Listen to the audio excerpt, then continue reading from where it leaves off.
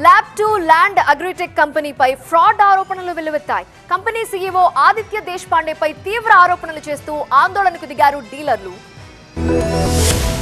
ల్యాబ్2 land agritech డీలర్లు మరోసారి రోడ్డెక్కారు. ల్యాబ్2 land agritech CEO Aditya దేశపాండేకు వ్యతిరేకంగా టీ హబ్ దగ్గర ఆందోళనకు దిగారు. తమను ఆదిత్య దేశపాండే మోసం చేశారని టీ హబ్ ముందు రోడ్డుపై బైఠాయించారు. తమ డాక్యుమెంట్స్ పెట్టి లోన్లు తీసుకున్నారని ఆరోపించారు. ఒక్కొక్కరి పేరు మీద కంపెనీ యాజమాన్యం 2 లక్షల నుంచి 6 లక్షల వరకు లోన్లు తీసుకుందని ఆరోపించారు.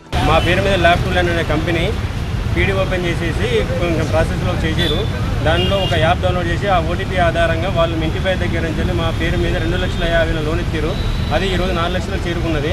అలా అందరు డీలర్ల పేరు మీద కూడా అలాగే ఇస్తున్నారు. మొత్తం 600 మంది వచ్చారు. 600 మంది మొత్తము ఈ రోజు వచ్చిన 100 మంది వచ్చారు ఇక్కడికి. గతంలో కూడా ల్యాబ్2 ల్యాండ్ అగ్రిటెక్ సీఈఓ పై సైబరాబాద్ కమిషనరేట్ లో ఫిర్యాదు చేశారు డీలర్లు. ఫిర్యాదు స్వీకరించి కేసు నమోదు చేసిన రాయదుర్గం పోలీసులు ఆదిత్య దేశపాండేని అదుపులోకి తీసుకున్నారు. ఈ ల్యాబ్2 ల్యాండ్ అగ్రిటెక్ కి 2 తెలుగు రాష్ట్రాల్లోనూ బ్రాంచెస్ ఉన్నాయి. ఒక్కొక్క జిల్లాకు ఒక డీలర్, మండలానికి ఒక డీలర్, వీరి కింద మళ్లీ సబ్ డీలర్స్ నియమించుకుంది కంపెనీ. 2 తెలుగు రాష్ట్రాల్లో ల్యాబ్2 ల్యాండ్ అగ్రిటెక్ బాధితులు 100 మంది ఉన్నట్టు తెలుస్తోంది.